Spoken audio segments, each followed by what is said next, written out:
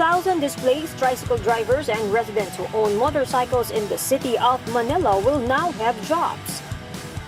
Manila Mayor Isko Moreno has signed an agreement with Grab Philippines to hire them.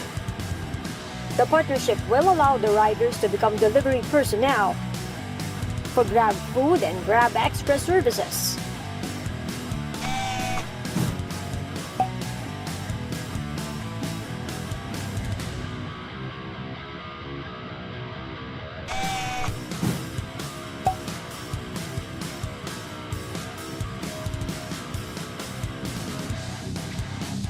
Under the agreement, the Manila Public Employment Service Office and Manila Traffic and Parking Bureau will assist the drivers in securing needed documents, including rapid passes and cross-boundary permits. Grab Philippines, on the other hand, will provide training to recruited drivers.